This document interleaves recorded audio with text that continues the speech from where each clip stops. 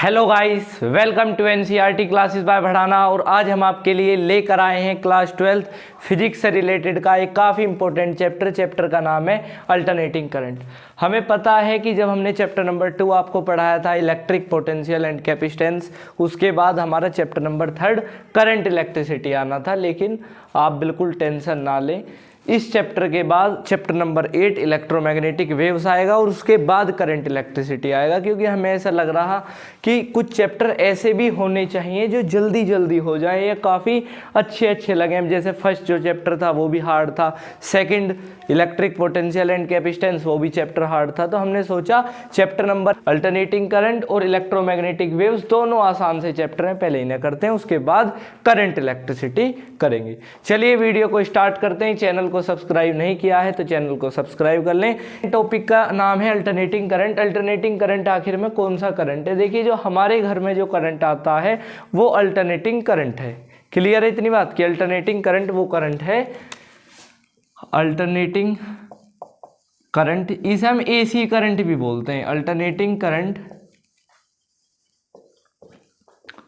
Is the current. Alternating current वो current होता है whose magnitude and direction, whose magnitude and direction, या whose magnitude आप यहां से ऐसे लिखें, whose magnitude change with time and direction reverse periodically. ये भी काफ़ी इंपॉर्टेंट डेरिवेशन मतलब डेफिनेशन है, डायरेक्शन पीरियोडिकली। तो सबसे पहला जो हमारा टॉपिक था वो था अल्टरनेटिंग करंट। कि अल्टरनेटिंग करंट कौन सा करंट होता, तो हमने आपको बताया कि अल्टरनेटिंग करंट वो करंट है जो अपना मैग्नीट्यूड चेंज करता रहता है समय के साथ और अपनी डायरेक्शन को पीरियोडिकली चेंज करता रहता, कि भाई पहले डायरेक्शन ये थी तो थोड़ी देर में डायरेक्शन यही हो जाएगी, लेकिन अपने मैग्नीट्यूड को बदलता रहता है। उस करंट को हम अल्टरनेटिंग करंट के नाम से जानते हैं। शायद आपने पहले भी ये पढ़ रखा हो कि अल्टरनेटिंग करंट वो करंट है जो अपनी मैग्नीट्यूड और डायरेक्शन को समय के साथ साथ चेंज करता रहता है। क्लियर है इतनी बात? अब एक टॉपिक है जनरल सा कि अगर हम अपने घर की बात करें, फॉर होम की बात करें, तो हमारे घर के लिए वोल्टेज चाहिए 220 वोल्ट और फ्रिक्वेंसी चाहिए 50 हर्ट्ज। ये क्वेश्चन भी आ जाते हैं कि हमारे होम के लिए कितनी वोल्टेज की ज़रूरत है, तो हमारे होम के लिए 220 वोल्ट की और 50 हर्ट्ज की फ्रिक्वेंसी की ज़रूरत होती है। अब अल्टरनेटिंग करंट का ग्राफ कैसे बनता है? तो अल्टरनेटिंग करंट का ऐसे बनता है कुछ ग्राफ कि अल्टरनेटिंग करंट वो करंट है जो अपनी मैग्नीट्यूड और डायरेक्शन को चेंज करता रहता। अपने मैग्नीट्यूड को तो चेंज करता ही है, लेकिन अपनी डायरेक्शन को रिवर्स पीरियोडिकली कर देता। पहले यहाँ था, दोबारा यहाँ पर पहुँच जाएगा रिवर्स पीरियोडिकली। इसे हम अल्टरनेटिंग करंट की डायरेक्शन या अल्टरनेटिंग करंट का ग्राफ भी बोलते हैं। कि अल्टरनेटिंग करंट का ग्राफ को ड्रॉ करिए। नेक्स्ट आ जाता अब डायरेक्टिंग करंट। डीसी करंट क्या होता? डायरेक्टिंग करंट, या आप इसे डीसी भी बोल सकते हो और अल्टरनेटिंग करंट को आप एसी भी बोल सकते हो। डायरेक्ट करंट वो करंट होता है जो अपनी मैग्नीट्यूड और डायरेक्शन को चेंज नहीं करता। DC current are the current, DC current वो करंट होता है are the current whose magnitude और डायरेक्शन, जिसकी मैग्नीट्यूड और डायरेक्शन कांस्टेंट होती हैं। हुज मैग्नीट्यूड एंड डायरेक्शन, जिसकी मैग्नीट्यूड और डायरेक्शन विद कांस्टेंट होती हो, विद कांस्टेंट होती हो, हम उसे डायरेक्टिंग, हम उसे डीसी करंट या डायरेक्ट करंट भी हम उसे बोलते हैं। ठीक है, ये क्वेश्चन बहुत ज़्यादा आते हैं। What is the difference between alternating current and DC current? 1-2 marks में आते हैं, ज़्यादा नहीं आते, लेकिन काफ़ी इंपॉर्टेंट है। अब हमने आपको बताया था, जब हमने एसी जनरेटर की वीडियो बनाई थी तो उसमें हमने एक अल्टरनेटिंग करंट की इक्वेशन पढ़ी थी कि I naught is equal to, या I T is equal to I naught sine omega T. यही तो बताई थी कि अल्टरनेटिंग करंट की इक्वेशन है, एसी की इक्वेशन है। जब हमने आपको एसी जनरेटर पढ़ाया था, सेपरेट वीडियो है एनसीईआरटी क्लासेस बाय पढ़ाना पर। अब जब ओमेगा टी 0 होता है तो आई टी की वैल्यू हो जाती है आई नोट साइन थीटा। कोई समस्या यहाँ तक नहीं होगी। अगर आपने एसी जनरेटर की वीडियो नहीं देखी है तो या तो आप चैनल पर देख लें या अभी इसे फिलहाल के लिए ऐसे याद कर लें। उसके बाद जब चैप्टर नंबर 6 इलेक्ट्रोमैग्नेटिक वेव्स का लेक्चर आएगा तो उसमें आपको दोबारा प्रूफ करवा दी जाएगी। अब डायरेक्टिंग करंट वो करंट होता है जिसमें मैग्नीट्यूड और डायरेक्शन जिसकी कांस्टेंट होती है। तो जिसकी मैग्नीट्यूड और डायरेक्शन क्या होती है, कांस्टेंट होती है, हम उसे क्या बोलते हैं, हम उसे डायरेक्ट करंट बोलते हैं। तो इसका ग्राफ सीधा बनता है बिल्कुल। ये क्या है, ये करंट है जिसकी मैग्नीट्यूड और डायरेक्शन बिल्कुल सेम है, कांस्टेंट है, वो डायरेक्टिंग मतलब डायरेक्ट करंट है, और जो चेंज करता रहता है वो अल्टरनेटिंग करंट है। इसमें कोई दिक्कत होगी नहीं आपको, इसे नोट करें, आगे हम पढ़ाते हैं। चलिए गाइस स्टार्ट करते हैं। टॉपिक है हमारा एम्पलीट्यूड, टाइम पीरियड और फ्रीक्वेंसी। ये छोटी छोटी डेफिनेशन है जो आपको पढ़नी आनी चाहिए। एम्पलीट्यूड क्या होता है, एम्पलीट्यूड को हम क्या बोलते हैं कि the maximum value to attain the alternating current, to attain the AC current या alternating current is called amplitude. हम इसे एम्पलीट्यूड बोलते हैं, इज कॉल्ड एम्पलीट्यूड। बहुत सारी किताबों में इसे ए से भी डिनोट करते हैं, तो इट इज डिनोटेड बाय ए, और बहुत सारी किताबों में इसे आई नोट से भी रिप्रेजेंट करते हैं, तो आई नोट। अल्टरनेटिंग करंट वो करंट है जो अपनी मैग्नीट्यूड और डायरेक्शन को चेंज करता रहता है रिवर्स पीरियोडिकली, अपनी डायरेक्शन को चेंज करता रहता। तो जो अल्टरनेटिंग करंट ये मैक्सिमम अल्टरनेटिंग करंट क्या कर सकता है, मैक्सिमम वैल्यू कितनी है अल्टरनेटिंग करंट की, maximum value attain to an alternating current is called as amplitude. Next topic time period. Time period क्या होता है, time period the time taken, वो समय, वो time taken, the time taken to complete one cycle, to complete one cycle of an alternating current या of an AC current is called time period. हम उसे क्या बोलते हैं, इज कॉल्ड टाइम पीरियड, हम उसे टाइम पीरियड बोलते हैं। तो एक क्वेश्चन बहुत ज़्यादा एग्जामिनर पूछ लेता है कि टाइम पीरियड क्या है, और हम इसे टी से डिनोट करते हैं कि the time taken to complete one cycle, वो समय जब अल्टरनेटिंग करंट अपनी एक साइकिल को कंप्लीट कर रहा है उसे हम टाइम पीरियड बोलते हैं। अब होता क्या है कि जैसे ये ग्राफ है, अब आप क्या सोचते हो कि अल्टरनेटिंग करंट ऐसे चला और यहाँ तक आ गया। हमने ये पढ़ा कि भाई जहाँ से जो चीज़ चली और वो वहाँ पर आ गई तो उसने एक साइकिल कंप्लीट कर ली, लेकिन ये गलत है। ये हाफ साइकिल कंप्लीट होती है जब अल्टरनेटिंग करंट जहाँ से स्टार्ट हुआ और वो क्रॉस कर कर यहाँ पर आ जाता है, तो वो अल्टरनेटिंग करंट की क्या हो जाती है, कंप्लीट साइकिल। तो टाइम पीरियड क्या है, अल्टरनेटिंग करंट जब एक साइकिल को कंप्लीट करता है, वो समय जब तक वो अपनी एक साइकिल को कंप्लीट कर रहा है, हम उसे टाइम पीरियड बोलते हैं। Next topic frequency. फ्रीक्वेंसी क्या है, the number of cycle to complete alternating current, to complete alternating current in 1 second, in 1 second is called as frequency, is called as frequency। हम उसे क्या बोलते हैं, हम उसे फ्रीक्वेंसी के नाम से जानते हैं और हम उसे f से डिनोट करते हैं, it is denoted by f। Clear है इतनी बात। तो फ्रीक्वेंसी क्या होती है कि अल्टरनेटिंग करंट जितनी नंबर ऑफ साइकिल कंप्लीट कर दे एक सेकंड में, हम उसे अल्टरनेटिंग करंट बोलते हैं। अल्टरनेटिंग करंट ने एक साइकिल कंप्लीट कर ली, अब ये एक और करेगा, एक और करेगा, तो एक सेकंड में जितनी ये साइकिल कंप्लीट करेगा हम उसे फ्रीक्वेंसी बोलते हैं। एक सेकंड में जितनी साइकिल को ये कंप्लीट कर देता, फ्रीक्वेंसी एफ से डिनोट करते हैं, नोट करें। चलिए गाइस, काफ़ी इंपॉर्टेंट डेरिवेशन है, मीन और average value of an alternating current during full cycle. मुझे पूरी साइकिल के लिए मीन और एवरेज वैल्यू निकालनी है अल्टरनेटिंग करंट की। ये डेरिवेशन भी मैं काफ़ी इंपॉर्टेंट डेरिवेशन मानता हूँ, क्योंकि ये 2014, 15 और 19 में आया हुआ क्वेश्चन है।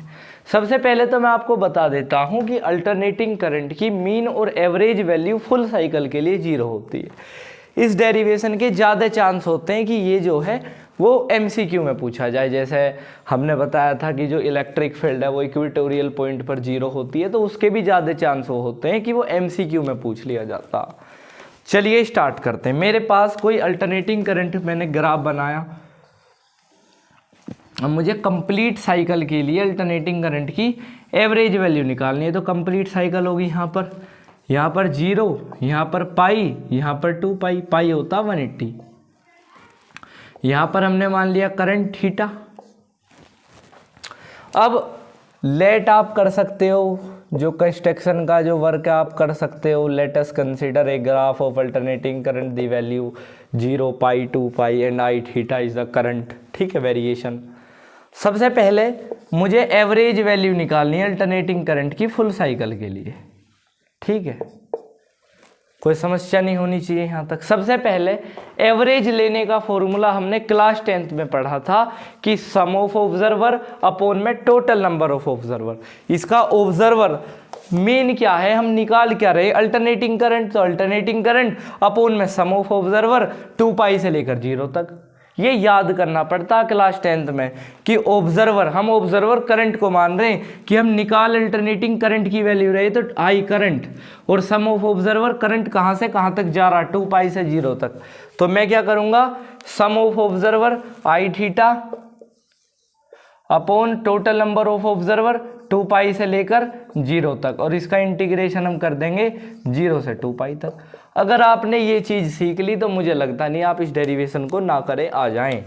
उसके बाद इंटीग्रल 0 से लेकर 2 पाई तक का। उसके बाद अल्टरनेटिंग करंट की इक्वेशन लगाएंगे, I naught sine theta upon 2 pi minus 0। I naught constant है, बाहर ले लें आई नोट अपॉन 2 पाई को। इंटीग्रल कर दें साइन थीटा का, साइन थीटा का इंटीग्रल 0 से 2 पाई तक। आई नोट अपॉन 2 पाई, साइन थीटा का इंटीग्रेशन माइनस कोस थीटा, कहाँ से कहाँ तक, 2 पाई से 0 तक। इस माइनस कोस थीटा को मैं अंदर ले जाता हूँ तो माइनस आई नोट अपॉन 2 पाई, ये हो जाएगा कोस 2 पाई माइनस कोस 0। अब मैं यहाँ पर कर देता हूँ minus I naught upon 2 pi into cos 2 pi की वैल्यू क्या होती है, कोस 2 पाई का मतलब हो गया कोस 360 की वैल्यू क्या होती है, तो 1, और कोस 0 की होती है 1, तो ये हो जाएगा 0। हम 1 में से 1 गया 0, और 0 की मल्टीप्लाई करते हैं तो 0। तो आपको ये वाली बात का पता होना चाहिए कि अल्टरनेटिंग करंट की कंप्लीट साइकिल के लिए हमेशा वैल्यू 0 होती है। ज़्यादा चांस MCQ के हैं, क्योंकि 2014 और 19 में तो MCQ आया था और 15 में थ्योरेटिकल भी पूछा गया था, नोट करें। नेक्स्ट टॉपिक, मीन और average value of an alternating current during half cycle. मुझे मीन और एवरेज वैल्यू निकालनी है अल्टरनेटिंग करंट की हाफ साइकिल के लिए। अब हमने पढ़ लिया कि जो मीन और एवरेज वैल्यू होती है अल्टरनेटिंग करंट की फुल साइकिल की वो 0 है, तो हाफ साइकिल की 0 से कम होगी। ऐसा होगा? ऐसा बिल्कुल नहीं होगा। तो अल्टरनेटिंग करंट का ग्राफ होता है ये, फुल साइकिल होती है, जब ये वापस यहाँ आ जाती है तो हाफ साइकिल, यानी कि यहाँ तक 0 से पाई तक। ये करंट मान लिया आई थीटा, हमें एवरेज वैल्यू निकालनी है तो मैं फॉर्मूला लगा दूं आई एवरेज। आई एवरेज का formula sum of observer I theta upon total number of observer pi से लेकर 0 तक, इंटीग्रल 0 से पाई तक। अब आगे अब इसे सोल्व करेंगे तो आ जाएगा 0 से लेकर पाई, करंट की equation I naught sine theta upon pi minus 0। आपने आई नोट अपॉन पाई को क्या ले लें, कांस्टेंट, तो ये आ गया साइन थीटा 0 से लेकर पाई तक। अब I naught upon pi sine theta का integration minus cos theta zero से लेकर पाई तक, माइनस अंदर ले आए तो minus I naught upon pi, यहाँ से करेंगे तो कोस पाई माइनस कोस जीरो, कोस 90 की वैल्यू ये आ गया, सॉरी कोस 180 की वैल्यू क्या हो जाती है -1, और इसकी होती है 1 माइनस माइनस प्लस, तो minus I naught upon pi into -2, minus से माइनस कैंसिल, तो हमें पता लग गया कि अल्टरनेटिंग करंट की हाफ साइकिल के लिए value 2 I naught upon pi आ जाती है। ये फिक्स रहता है, हमें पता लग गया कि अल्टरनेटिंग करंट की हाफ साइकिल के लिए average value I average 2 I naught upon pi होती है, नोट करें।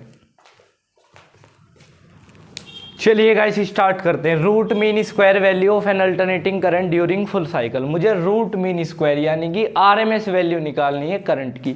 मैंने इस डेरिवेशन को इतना इंपॉर्टेंट माना कि मैंने इसके ईयर्स भी नहीं लिखे कि किस किस ईयर में डेरिवेशन पूछा जा चुका, क्योंकि आपको ये पढ़ना ही है।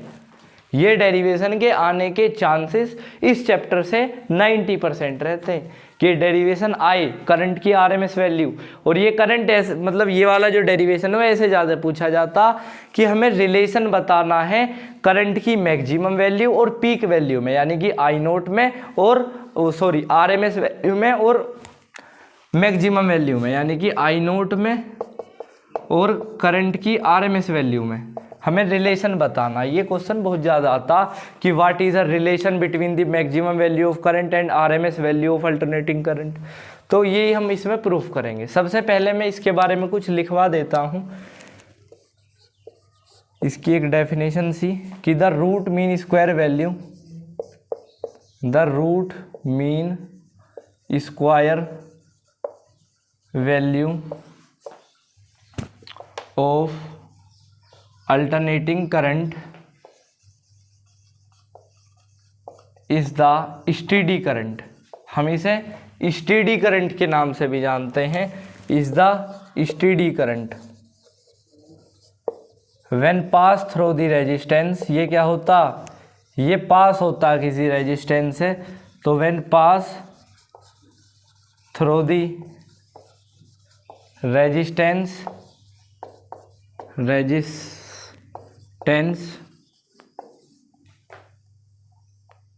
and produce the same amount of heat and produce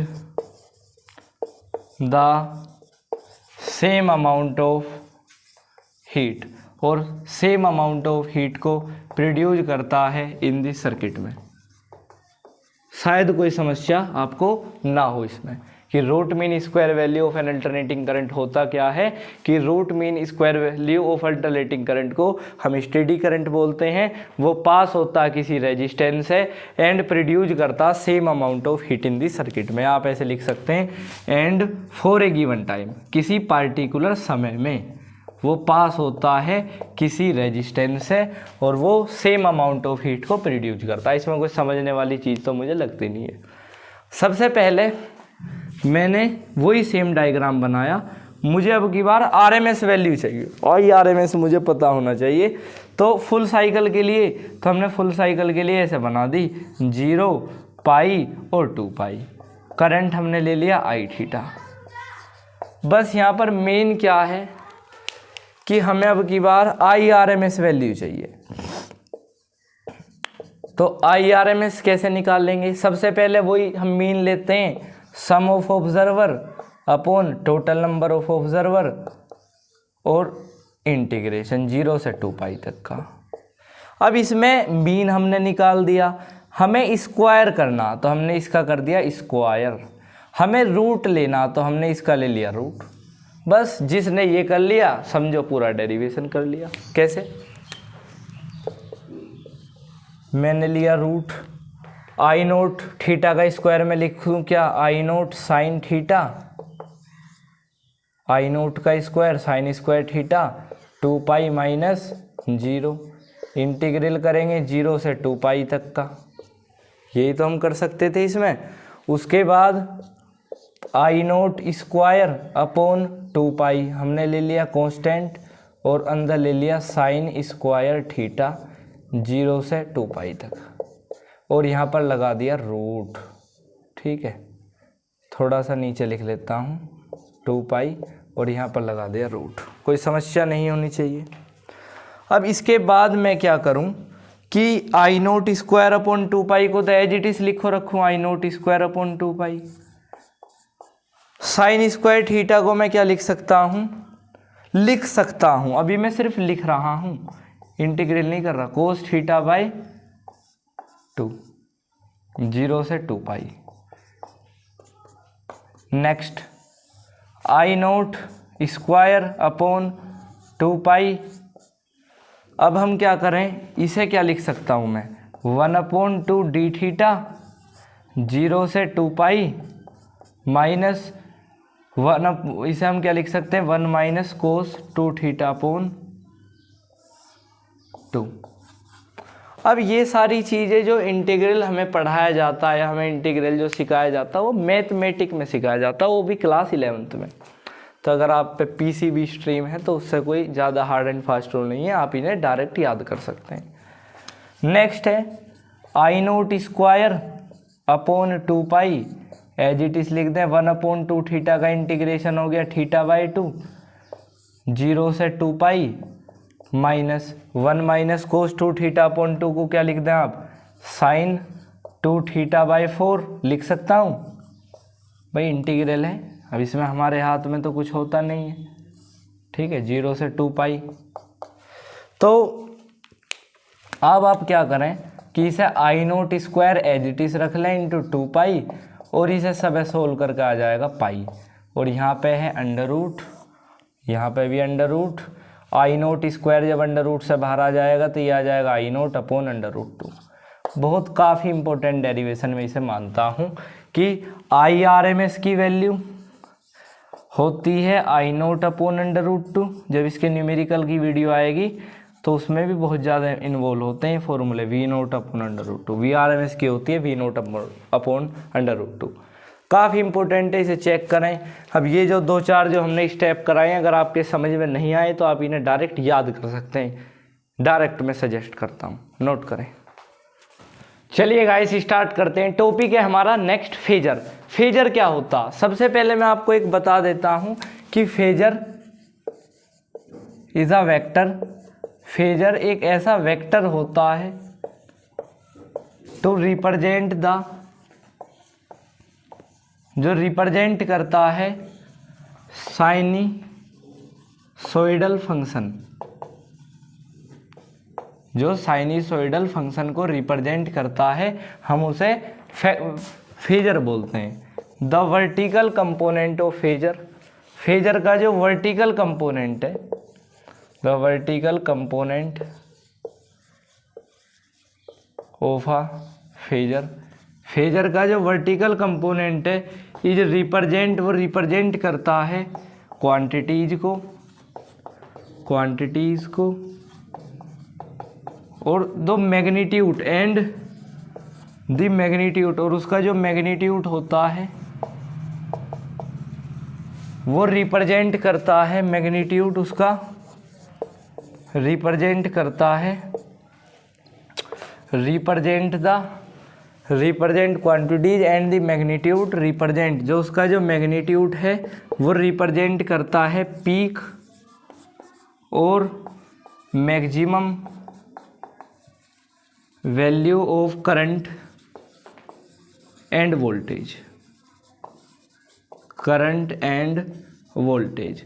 तो ये वाली बात बिल्कुल क्लियर है कि फेजर एक वो वेक्टर है, phasor is a vector, phasor एक वेक्टर है जो साइनसोइडल फंक्शन को रिप्रेजेंट करता है।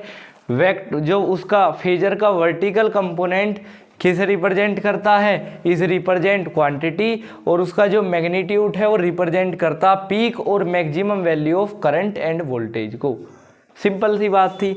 तो फेजर एक ऐसा वेक्टर है जो अपनी जगह पर स्थिर रहकर चारों तरफ घूमता रहता। ये सब चीज़ें इलेक्ट्रिक बोर्ड पर दिखानी पॉसिबल हैं। तो जैसे ऐसे मैंने मान लिया ये वेक्टर है, तो ये चारों तरफ एक जगह, मतलब इसका जो सेंटर है वो तो एक जगह रहेगा, वो चारों तरफ घूमता रहता है ऐसे। तो मैं इसे एंगल ऐसे बना लेता हूँ, तो फेजर ऐसे घूमता रहता, ठीक है, ऐसे। तो ये रोटेटिंग फेजर है, rotating phasor, this is a rotating phasor. ये 30 डिग्री का एंगल है, ये 330 डिग्री का एंगल है। एक आधा एंगल अगर कम बनाए तो आप उसे सही कर सकते हैं। एक टॉपिक आता है कि फेजर एंगल रिप्रेजेंट क्या करता है या फेजर का डायग्राम रिप्रेजेंट क्या करता, तो आप लिखते हो कि जो फेजर एंगल है वो रिप्रेजेंट करता है अल्टरनेटिंग करंट और उसमें अप्लाई वोल्टेज को। Phasor diagram is represent the alternating current and apply voltage. Note करें। देखिए, सबसे पहले मैं आपको ये बता देता हूँ कि हमें इस पूरे चैप्टर में 7 सर्किट के बारे में पढ़ना है। इस पार्टिकुलर लेक्चर नंबर 1 में मैं आपको 5 सर्किट के बारे में पढ़ाऊंगा, उसके बाद 3 सर्किट के बारे में और कुछ जो इम्पोर्टेंट टॉपिक्स हैं जैसे रेजोनेटिंग फ्रिक्वेंसी, ट्रांसफॉर्मर की सेपरेटली वीडियो आ चुकी है तो मैं उसके बारे में थोड़ा बहुत बताऊंगा और बता दूंगा कि भाई आप इस पार्टिकुलर वीडियो को देख सकते हैं। ठीक है, सबसे पहला हमारा टॉपिक है pure resistive circuit. Pure resistive circuit एक ऐसा सर्किट है जिस सर्किट में सिर्फ रेजिस्टेंस हो और वोल्टेज लगी हो, हम उसे क्या बोलते हैं, हम उसे प्योर रेजिस्टिव सर्किट बोलते हैं। वोल्टेज भी कौन सी, V is equal to V naught sine omega T या E is equal to E naught sine omega T. ये रेजिस्टेंस है R। अब कंस्ट्रक्शन का जितना वर्क होता है उसे आप खुद कर सकते हो कि let us consider a circuit R connected to an resistance and voltage V is equal to V naught sine omega T. तो मुझे हर सर्किट में मेरा एम ये होना चाहिए कि मुझे करंट की वैल्यू निकालनी है। We will find out the value of current, मुझे I की वैल्यू चाहिए।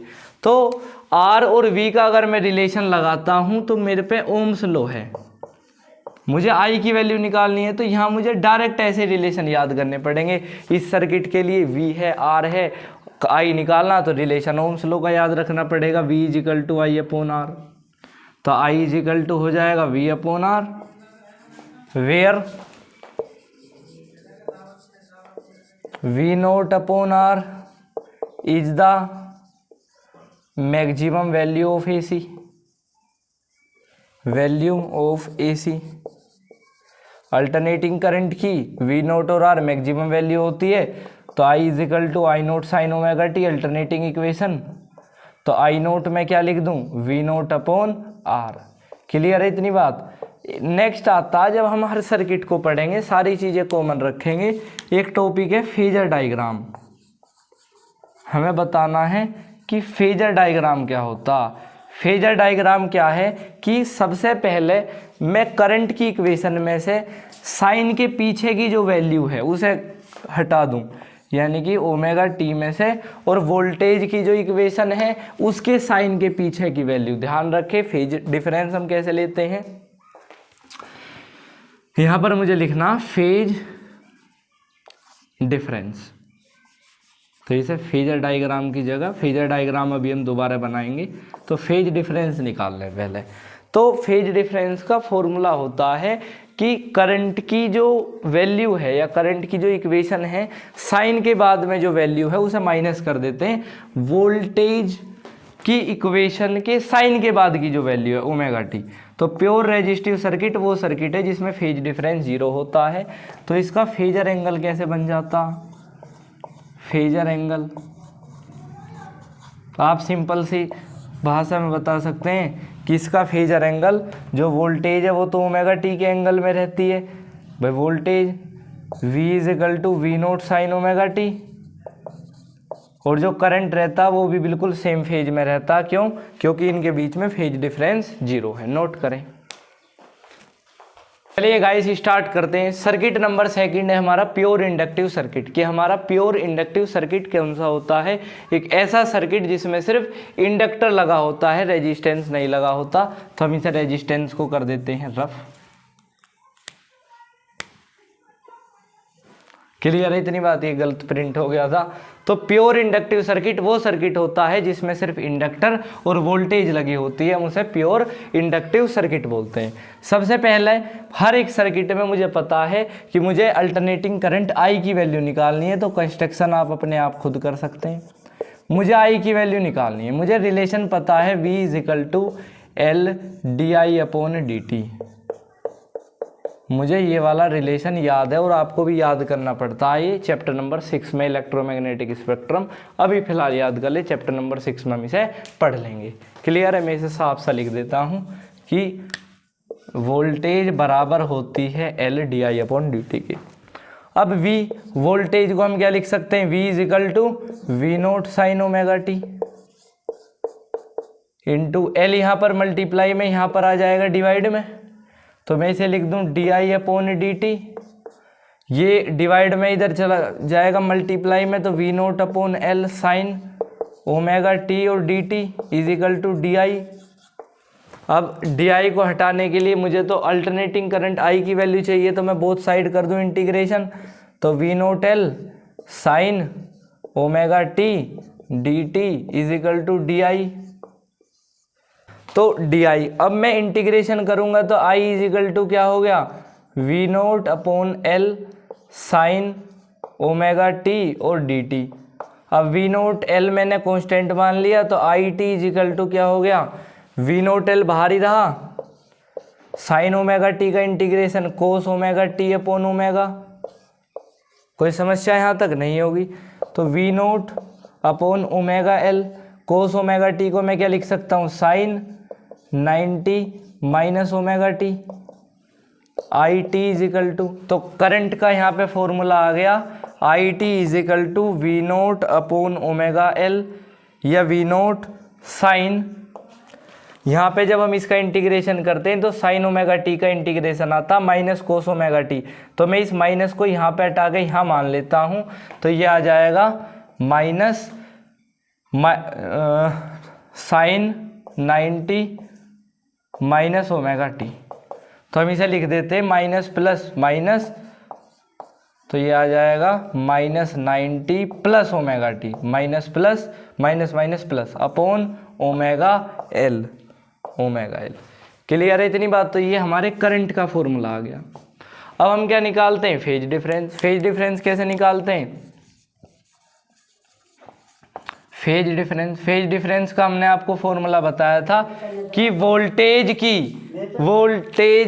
की इक्वेशन, जो हमारी वोल्टेज की इक्वेशन है V naught sine omega T की पीछे, साइन के पीछे की जो वैल्यू है हम इसमें से माइनस कर देते हैं करंट के पीछे की जो वैल्यू है, किस में से, या आप ऐसे मान के चलें, हमने फॉर्मूला लिखवाया था फेज डिफरेंस को हम फाई से डिनोट करते हैं कि सबसे पहले करंट के साइन की पीछे की जो वैल्यू है उसमें से माइनस कर देनी है वोल्टेज के साइन की पीछे की वैल्यू ओमेगा टी, तो इससे ये कैंसिल। तो प्योर इंडक्टिव सर्किट वो सर्किट है जिसका फेज डिफरेंस माइनस 90 डिग्री है। और ये क्वेश्चन कई बार आ चुका है कि what is a circuit will be phase difference minus 90, वो कौन सा सर्किट है जिसका फेज डिफरेंस माइनस 90 होता।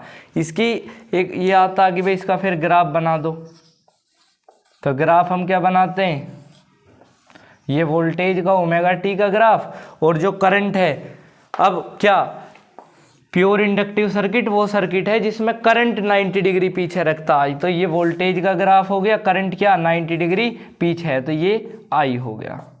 तो ये वाली बात ध्यान रखें कि वो कौन सा सर्किट है जिसमें करंट 90 डिग्री पीछे है, तो वो प्योर इंडक्टिव सर्किट है। अब इसमें एक टॉपिक आता है यहाँ पर इंडक्टिव रिएक्टेंस, वो यहीं पर ही पढ़ाना जरूरी है। इंडक्टिव रिएक्टेंट या इंडक्टिव रिएक्टेंस हम जिसे बोलते हैं, वो यहाँ पर ही हमें पढ़ाना जरूरी है। इंडक्टिव रिएक्टेंस क्या होता है कि जब किसी सर्किट में इंडक्टर लगा होता तो उसके रेजिस्टेंस को हम इंडक्टिव रिएक्टेंस बोलते हैं। The resistance offered bye A inductor, जो रेजिस्टेंस ऑफर्ड करता है बाय अ इंडक्टर, हम उसे क्या बोलते हैं, इज कॉल्ड, हम उसे इज कॉल्ड इंडक्टिव रिएक्टेंस बोलते हैं। इज कॉल्ड इंडक्टिव रिएक्टेंस, हम उसे इंडक्टिव रिएक्टेंस के नाम से जानते हैं। इंडक्टिव रिएक्टेंस को एक्सएल से रिप्रेजेंट करते हैं, इसका फॉर्मूला ओमेगा एल है, या XL is equal to 2 pi F L वी है। दोनों फॉर्मूले बाजी बार ऐसा होता, ओमेगा एल की वैल्यू दे दी जाती है, कह दिया जाता find out the inductive reactance XL, या हमें फ्रीक्वेंसी और इंडक्टेंस दे दिया जाता find out the inductive reactance. Note करें।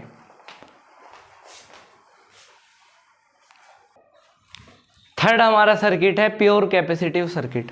थर्ड सर्किट हम पढ़ते हैं प्योर कैपेसिटिव सर्किट, एक ऐसा सर्किट जिसमें सिर्फ कैपेसिटर अटैच होता है, एक ऐसा सर्किट जिसमें सिर्फ कैपेसिटर अटैच हो वोल्टेज के साथ, हम उसे क्या बोलते हैं, प्योर कैपेसिटिव सर्किट बोलते हैं। और जब हम इसे प्योर कैपेसिटिव सर्किट बोलते हैं तो इसका रेजिस्टेंस को हम कैपेसिटिव रिएक्टेंस XC भी बोलते हैं, उसे भी हम आप करा देंगे। सबसे पहले मुझे निकालना क्या है, करंट निकालना। तो हमने एक रिलेशन पढ़ा था C = Q/V। कौन से चैप्टर में? ये चैप्टर तो हमने आपको पढ़ा दिया, chapter number 2 electric potential capacitance. अब मुझे I निकालना, मुझे क्या निकालना, करंट निकालना है I। मैं क्या करूं, हमने एक पढ़ा कि C dV/dt कर दूं टाइम के रेस्पेक्ट में, तो हमें I निकल जाएगा। तो C V0 sin ωt/dt। तो I का फॉर्मूला क्या हो गया, C V0 sin ωt का इंटीग्रेशन cos ωt.ω। तो C V0 omega cos ωt। तो I t = C V omega cos ωt को मैं क्या लिख दूं यहाँ पर, sin 90 - ωt। यहाँ पर मैं क्या लिख दूं, sin 90 + ωt। क्लियर है इतनी बात? अब आपको ये वाली बात क्लियर समझ में आ गई होगी कि प्योर कैपेसिटिव सर्किट वो सर्किट होता है जिसमें करंट का फॉर्मूला ये होता, फेज डिफरेंस को हम फाई से डिनोट करते हैं कि भाई फाई बराबर होगा वोल्टेज के साइन की पीछे की वैल्यू हम माइनस कर देंगे करंट के साइन की पीछे की वैल्यू से। तो 90 + ωt - ωt, तो ωt से ωt कैंसिल, फेज डिफरेंस आ गया 90 डिग्री। प्योर कैपेसिटिव सर्किट वो सर्किट है जिसमें फेज डिफरेंस 90 डिग्री होता है। तो इसमें इंपॉर्टेंट स्टेटमेंट लिख देंगे कि करंट आगे रहता है, current leads the voltage, current voltage से आगे रहता है एट 90 डिग्री। ठीक है, और पीछे वाले में आप लिख देंगे कि करंट लैग्स बिहाइंड, कि करंट पीछे रहता है वोल्टेज से 90 डिग्री। अब मैं आपसे दो क्वेश्चन करूंगा। प्योर कैपेसिटिव सर्किट कौन सा सर्किट है जिसमें फेज डिफरेंस 90 डिग्री रहता है या -90 डिग्री रहता? आप बिना वीडियो में देखें इसका आंसर बताएं। या ऐसा भी है, ये पूछा जाता कि वो कौन सा सर्किट है जिसमें करंट 90 डिग्री पीछे रहता, तो प्योर इंडक्टिव, करंट 90 डिग्री आगे रहता है प्योर कैपेसिटिव। अब ऐसे जो कैपेसिटर जिस सर्किट में लगा होता है उसके रेजिस्टेंस को हम क्या बोलते हैं, कैपेसिटिव, कैपेसिटिव रिएक्टेंस हम उसे बोलते हैं, कैपेसिटिव रिएक्टेंस। तो उससे कैपेसिटिव रिएक्टेंस क्या है, the resistance offered by capacitor, जो रेजिस्टेंस ने ऑफर्ड करा है, the resistance offered by capacitor is called capacitive reactance, is called capacitive reactance। Simple सी बात थी, इसे हम XC से डिनोट करते हैं, इसे हम 1/ωc या XC = 1/2πfc भी लिख देते हैं। कोई समस्या यहाँ तक नहीं होगी, नोट करें। और एक बात और है ज़्यादा इम्पोर्टेंट, कि इसका ग्राफ कैसे बनता। तो सिंपल, वोल्टेज का ग्राफ ωt। अब इसमें जो करंट है वो वोल्टेज से 90 डिग्री आगे रहता, तो ये 90 डिग्री बैठेगा यहाँ पर, तो ये हमारा क्या हो गया, I हो गया। नोट करें। नेक्स्ट है सर्किट नंबर 4, RL सर्किट। एक ऐसा सर्किट जिसमें रेजिस्टेंस और इंडक्टेंस लगे हों, यहाँ पर L कर लें। एक ऐसा सर्किट जिसमें रेजिस्टेंस और इंडक्टेंस लगे हों, हम उसे RL सर्किट के नाम से जानते हैं। मैं इस सर्किट को इंपॉर्टेंट नहीं मानता। R circuit, resistance, pure resistive circuit वो है जिसमें करंट और वोल्टेज सेम डायरेक्शन में होते हैं। लेकिन इंडक्टेंस क्या होता है, जिसमें प्योर इंडक्टिव सर्किट क्या है कि जिसमें करंट 90 डिग्री पीछे रहता है। प्योर इंडक्टिव सर्किट वो सर्किट है जिसमें करंट 90 डिग्री पीछे रहता वोल्टेज से।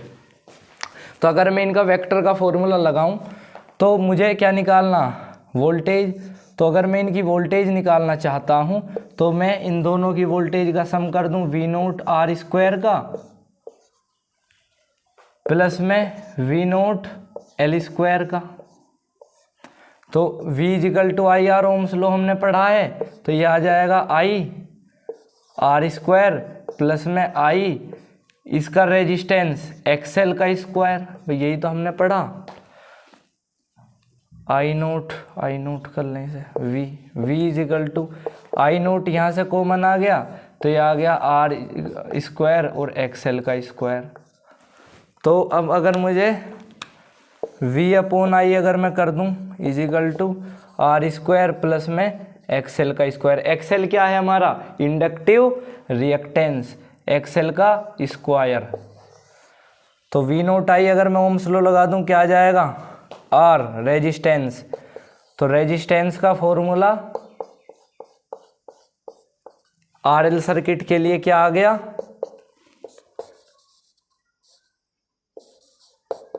Impedance Z is equal to R square plus XL square. मैं आपको यहाँ वाली बात बता देता हूँ कि जब हम RL सर्किट के बारे में स्टडी करते हैं, जब किसी सर्किट में एक से ज़्यादा चीज़ें प्रेजेंट होती हैं तो हम उसके रेजिस्टेंस को इम्पीडेंस बोलते हैं, जिसे हम किससे डिनोट करते हैं, जिसे हम Z से डिनोट करते हैं, इम्पीडेंस। एक सर्किट में एक से ज़्यादा रेजिस्टेंस इम्पीडेंस बोलते हैं। तो क्वेश्चन यहाँ से कैसा आता कि मेरे पास RLC सर्किट है, मुझे R की वैल्यू दे रखी है, XL की वैल्यू दे रखी है। अगर XL की नहीं दे रखी होगी तो फ्रीक्वेंसी इंडक्टेंस की दे रखी होगी, find out the impedance. Note करें, काफ़ी इंपॉर्टेंट है। चलिए गाइस स्टार्ट करते हैं। लास्ट सर्किट नंबर 5 इस पार्टिकुलर वीडियो का RC सर्किट। RC सर्किट वो सर्किट है जिस सर्किट में रेजिस्टेंस और कैपेसिटेंस जुड़े होते हैं, हम उसे RC सर्किट के नाम से जानते हैं। प्योर रेजिस्टिव सर्किट वो सर्किट है जिसमें वोल्टेज करंट सेम डायरेक्शन में होती है। प्योर कैपेसिटिव सर्किट वो सर्किट है जिसमें करंट 90 डिग्री आगे रहता इन केस ऑफ वोल्टेज से। अगर मुझे इनके वोल्टेज का अगर मैं सम निकालता हूं तो रेजिस्टेंस की वोल्टेज का स्क्वायर प्लस में कैपेसिटिव की, V इक्वल टू होता है R स्क्वायर। तो यहाँ पे फॉर्मूला क्या आ जाएगा, वोल्टेज रेजिस्टेंस की का। ध्यान से सुने, मैं वोल्टेज निकाल रहा हूँ तो रेजिस्टिव और कैपेसिटिव की अलग अलग निकालूंगा। तो रेजिस्टिव की वोल्टेज और कैपेसिटिव की दोनों का square, V equal to IR। तो I R square plus I naught square आप बोल सकते हैं। उसके बाद V0 C स्क्वायर में क्या लगा सकता हूँ कि आई नोट, और ध्यान रखें यहाँ पर R स्क्वायर ना लगाएं क्योंकि हमने पता था कि कैपेसिटिव सर्किट वो सर्किट है जिसका रेजिस्टेंस इंडक्टिव कैपेसिटेंस होता है और XC बराबर 1/ωc होता। तो यहाँ पर हमें क्या लगाना है, XC का स्क्वायर। तो V is equal to I naught में यहाँ से कॉमन ले लूँ, अंडर रूट, यहाँ पे बचेगा R स्क्वायर प्लस में XC का स्क्वायर। V0 आई नोट क्या होगी, रेजिस्टेंस बराबर हो जाएगा R स्क्वायर प्लस में XC का स्क्वायर।